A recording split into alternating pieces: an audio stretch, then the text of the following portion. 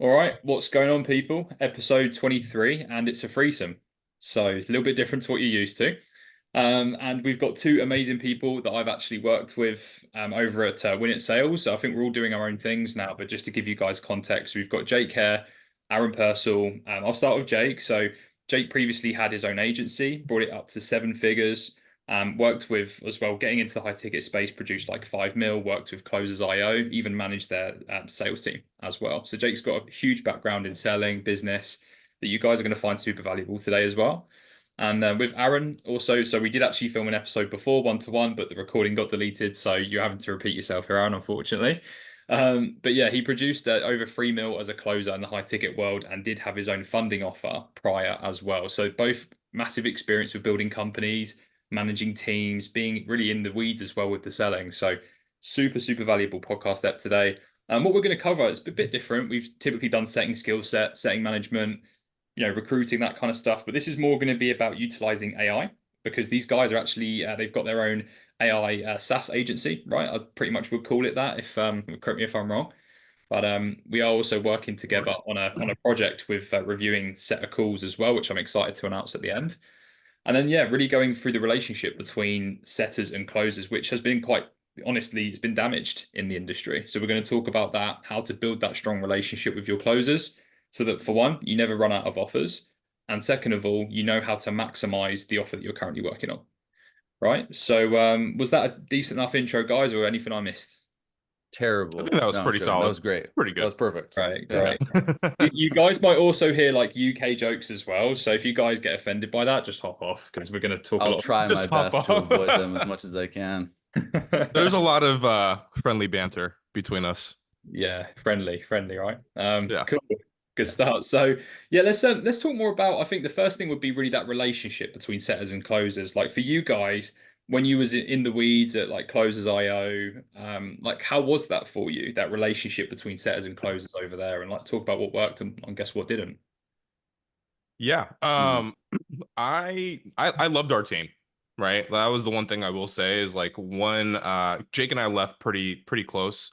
When I left, that was like one of the big things that I miss, and I would say I still miss to this day is just being a part of a culture and being a part of like just a team that has a really high standard where everyone's obviously just doing everything possible to help one another and make a lot of money. And I think one of the things that don't get talked about very much or utilized is just kind of that closer to setter relationship and how you can obviously leverage one another. I mean, shit, you guys are on the same team. Like the fact that when I've come into several offers and the setters and the closers don't have a relationship, especially if it's like a 2 call close, it's just like baffles me. I'm like, why are you guys not talking to one another all day? You know what I mean? Like, I'm sure Jake can attest, like in between calls, if we had a no show, it's like I'm hopping on with one of my setters and we're either gonna, we're obviously having fun, but we're like hitting pipeline. I'm trying to get live handoffs from them. Every lever possible just to maximize efficiency and to obviously make more money. So I think the one big thing is I just don't see a lot of those teams working together. It's almost like they're two like separate silos as opposed to like one cog that's actually like working with one another. 100%. Would there be anything that you'd add to that as well, Jake, alongside your experience definitely at at closers? Yeah, I mean, it's interesting because I feel like one of the things that closers did really well was sort of like foster this um I don't know, this the culture of over communication between the setters and the closers, like I feel like a lot of offers I've seen, they kind of treat the teams as two separate teams, where and that is kind of how it is. Like the setters have their own KPIs, the closers have their own KPIs. But I think I've seen way too often where there's already two different teams that are working together at most offers, which is marketing and sales, and they're always kind of at each other's throats a little bit. But a lot of offers I've seen that don't work well, there's it's almost like there's three teams. There's the marketing team, the setting team, and then the closing team, and they're all kind of working against each other too, where it's like, okay, the closers are blaming the setters for something, the setters are blaming marketing, marketing's blaming the sales team, and it's like just this mess, as opposed to everybody being on the same page with what's needed in order to push everything forward, right? And I think that's probably one of the reasons why me and Aaron, it like side effect of the tool that we're building with call review AI, of like the more visibility and the more bias we can pull out of the process, the better. Because I feel like sometimes emotions get too involved in it, and you've probably seen this, Taylor, where you're coaching setters and then the closers are complaining to the setters all the time about lead quality, and it's like, I haven't really seen any change in the lead quality. That doesn't mean there's not anything that the setters can't do better, but there's just this general attitude that setters are sort of treated as uh I don't know, like second class citizens, I guess, on a sales team, which I don't know, at closers when we were on that team, we would basically suck up to the setters every chance we got, like Yeah. offering them, like, I mean, how many times, Aaron, did we offer like extra comp on a deal, like from our own Yeah. pocket? Like, it's not like we would ask Cole, like, hey, can you send some comp over to the setter for this? It was be like, yo, what's your Venmo? Like, because if you take care of this guy for me and you find somehow to get him back on the board, like, I'll throw you, X% of the commission that I'm going to get I'll from buy you closing a that deal. steak, you know. Yeah, or a nice box of cigar, whatever. It's like we would do that kind of stuff all the time, and I feel like for some reason a lot of cultures, they're not built that way, you know. Yeah, it's almost like they worry about, oh, like, is it, is the business owner going to be mad at me? I think sometimes it comes from that employee Right. mindset on both sides, right? It's always about asking for permission rather than forgiveness. Hmm. I think, and that reminds me of when I was at the seventh, I used to actually get closers to bid for my sets when I was doing. Exactly. I've got once paid an extra like $300 for one set simply because there was another closer bidded $50 higher, and it was just like a bidding war at that point. So like, I don't think setters realize how much power they actually have when they have an Dude, amazing. you guys have a fuck ton of leverage.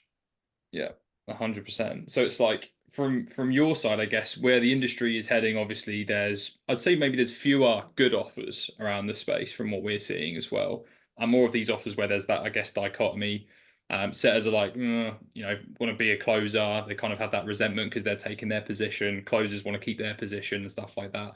Like, where do you see the industry going? And like, what do you think would be the biggest like needle movers for setters and closers to, I guess, mend that relationship a lot more than it, where it's been at the moment? That's a good I think question. Yeah, go ahead, Aaron.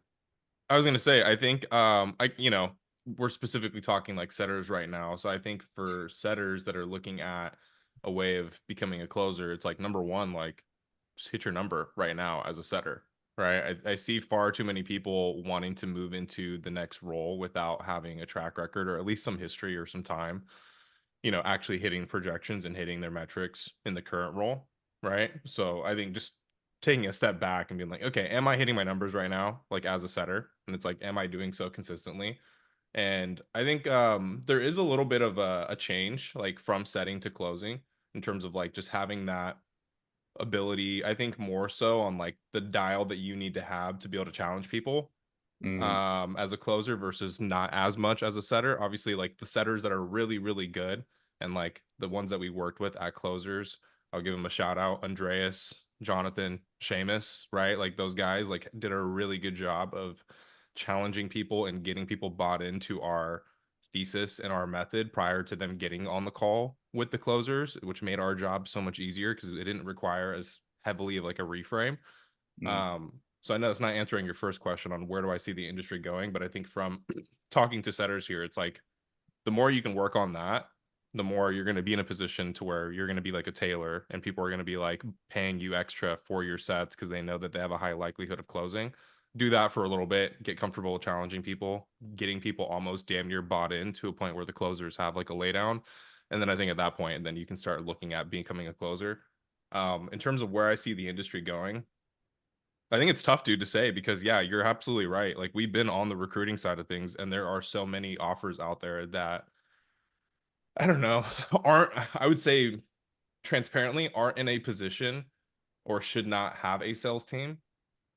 Like the owner should either be selling more or like, dude, you may as well just turn your shit into a landing page, see what happens, you mm. know? So I think yeah, there are few offers out there that have the ability to get their team to like consistent 5, 10, 15K, 20K plus commissions.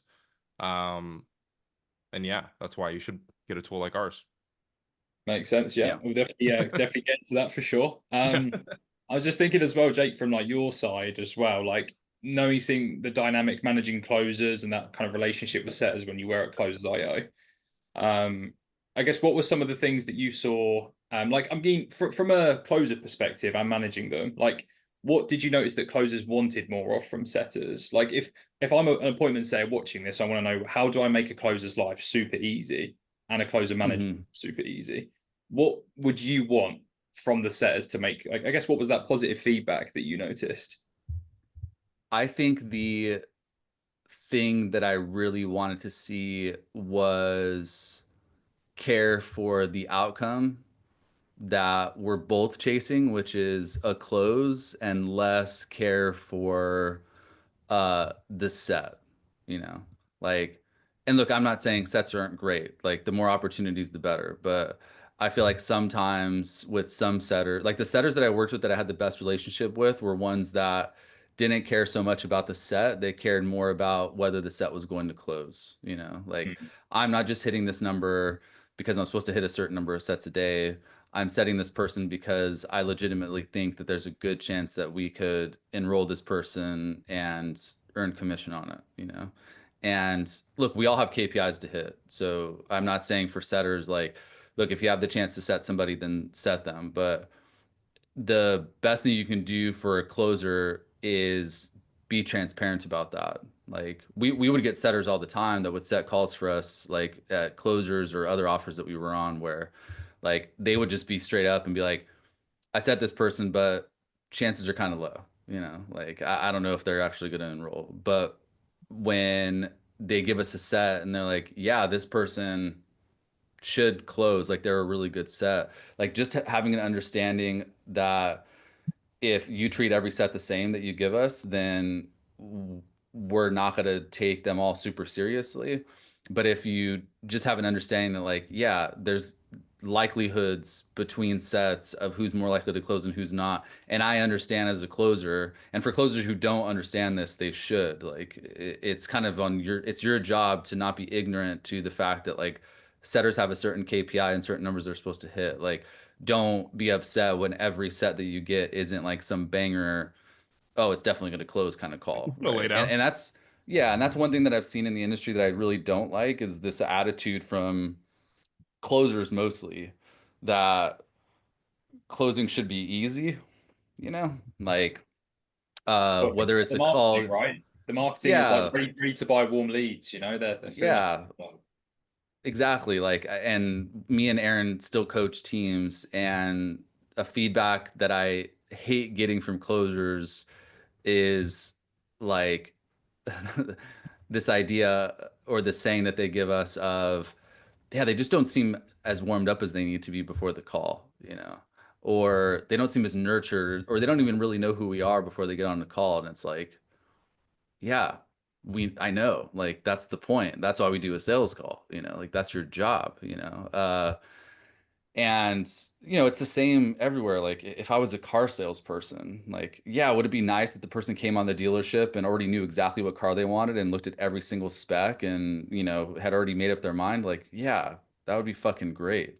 But is that likely? Like, no, it's my job to ask them what they need, take them into the car, drive them around, like convince them that this matches up with what they need. And I can't and shouldn't use the excuse of like, well, they're just not that. To me, when a closer uses an excuse like that, it's less about the prospect and more about them as a closer, you know.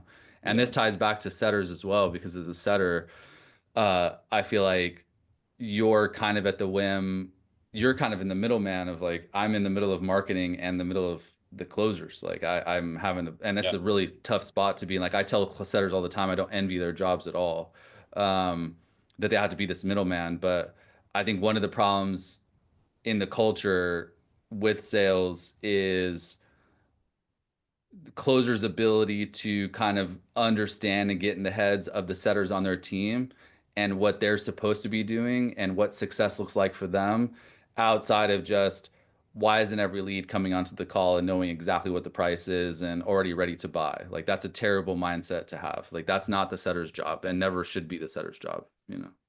Yeah, word, absolutely. Cool. I mean, we'll move on to the AI side of things as well. So, just to announce kind of what we're working on. So, I'm working on a call set review AI project that I'm getting the help of Aaron and Jake with. They're doing a smashing job already, just helping me to identify how I'm reviewing calls for teams, mapping it out, making it data driven, so I can give more of that feedback and ultimately doing more call reviews because it sucks having to review so many calls. You only have so much time in a day to manage teams. So it's definitely one of the solutions that's going to be key for most companies out there for sure. And I guess more to talk about like how closers or setters can use AI alongside, any AI that's within the company. What would you recommend if you was a setter or closer in your role? How would you go about using AI to help you perform better? Mm-hmm.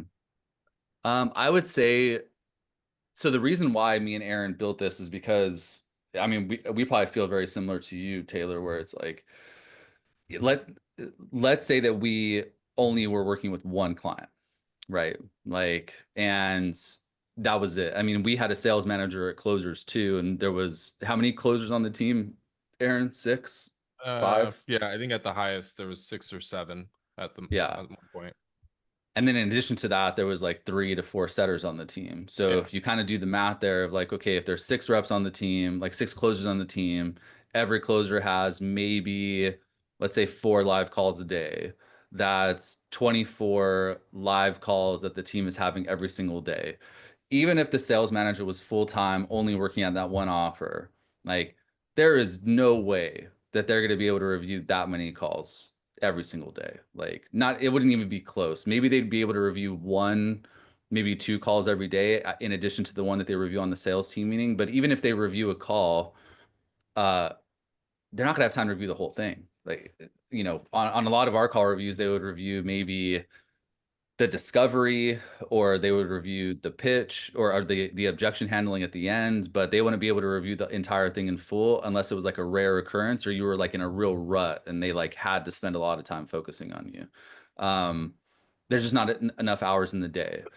And Yeah. in addition to that too, like most, for better or for worse, most sales reps are going to give the calls to review that they want to get reviewed. Like they're going to Mhm. pick somewhere between like not my best call, but I'm not going to give my worst call either. Like I'm going to give one where it's like, I already kind of know there's a couple things I need to improve and probably already sort of know what those things are. But I'm not going to get like destroyed in my sales team meeting if I ask my sales manager to review this call. And that's a problem, you know? And I think what we're trying to do with building call review AI is not replace you or like me and Aaron. Like there's still room in the market to have a sales manager who actively is reviewing calls one-on-one, giving feedback, coming up with strategy and stuff like that. But it's supposed to be sort of a supplement to all of those things, because if you're a good sales rep, you want as much feedback as you can get. You just know your sales manager is busy and has a ton of stuff going on. If you're a sales manager, you want to give more feedback because you know your team could use it, but you just don't have time for it. And also, if you're like a marketer on the team or a setter on the team, you probably feel the same way, where if you're a setter, you want more feedback, but you understand where you are in the pecking order and the chances of you getting a ton of your call reviews when you're doing, and we were doing the math this morning, Taylor, like, you know, that's if it's a decent sized setter team, they're doing a huge amount of volume. Like you're not going to get a ton of your calls reviewed. Mhm. And if you're a marketer on the team, you're kind of relying on the sales team to tell you really important things like how are the leads, which again, most sales reps will be kind of biased, or what objections are we getting? And again, because we're so in the weeds, most closers won't really be able to tell you more specifics than what I said before of like, well, I Yeah. wish they were more warm, or wish they knew more Everyone's stuff. broke. Yeah, everyone's broke. Like, what the fuck, all this stuff. And so the tool is designed to supplement the teams and essentially provide reviews on every single conversation that a sales rep is having, um, providing the coaching that they would get from their sales manager, but their sales manager isn't, just physically is unable to review 24 to 100 calls a day. The AI is actually able to do that. So like right now, I know the project we're working on with you, Taylor, is like you have your own style. for how you want setters to do things that you've learned over years of doing it yourself, working with tons of teams that are doing millions in revenue. It's like, we don't want to lose that. So what we're going to do is we're just going to train your AI to be you, basically, right? Like if you had sent, if a sales like a setter sends a call for you to review, what kind of feedback would Taylor give? Let's train the AI to give that feedback, so that way they can get feedback on every call whenever they want, as opposed to like, you know, trying to fit in where they're going to get a call reviewed or when it's going to happen and all of that other stuff that goes along with it, 100%. Yeah. And that's why it's super exciting, because as a manager, reviewing even like 3 or 4 calls a day can take a lot of time, even when you're like in the weeds of solving problems there and then, team meetings. Yeah. I'm only really reviewing calls mostly on the meetings now. If I've managed to get some time in between, then I will, but it's very hit and miss, right? But yeah, we'd love to hear your thoughts on that as well, Aaron, like kind of the value of AI and kind of where you see it going in helping sales teams like in the modern era.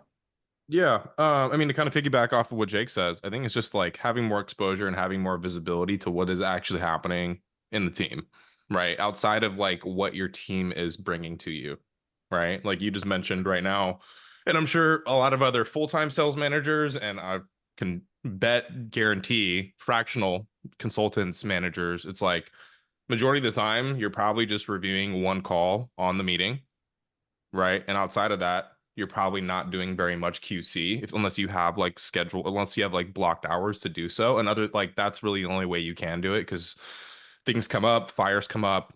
You got to like obviously shift your priority and your focus on a day-to-day basis. And I think even in the meetings, how are you actually acquiring that call? Is it, a rep actually bringing it to you? Or are you doing probably what you might want to do, which is like QC their EOD and actually try to read between the lines? And I think we've all been there before on high performing teams, and we know what to say into our EOD to not have like a spotlight on a specific call or on us, right? So it's like there's a lot of things that obviously like we've been there before that you can do to kind of not hide, but like get away with the little things that you may not want to, put yourself out there to actually get the feedback that you need.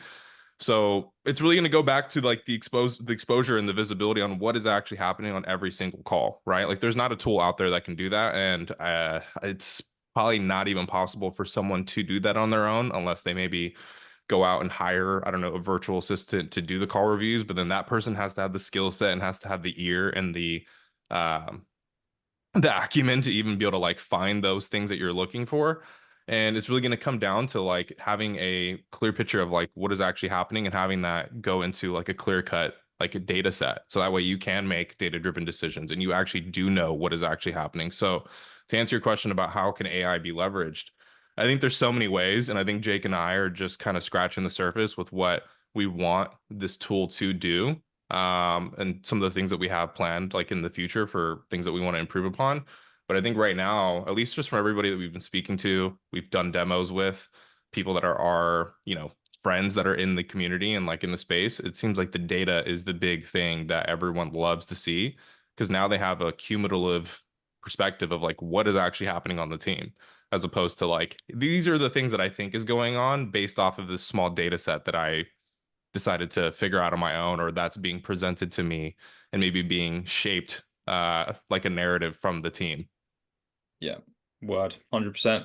There we go. I wish we had more time, guys, but that's the episode 23. I hope you guys enjoyed it. Please make sure to comment the takeaways that you've had through the episode as well. Like, share. I think a lot of people need to understand how to utilize AI and even just know that it's really useful, in sales roles and managing teams. So I guess if there's anyone watching this that maybe they might be a manager or a setter, salesperson that wants to improve and ultimately use AI, would they contact you guys through Facebook? Is there a website they can look at that I can drop, or let me know? Yeah, there's 2 ways. I mean, you can definitely DM me or Aaron on Facebook and just like say hi. The other way to do it is if you go to callreview.ai, that's our website. There's a calendar widget on there where you can just book a demo call. Don't worry, me and Aaron, even though we're closers we're not going to try to hard close you too much on that first call. That's We'll what they just did with show me, you. by the way, That guys. happens on Yeah. the second call.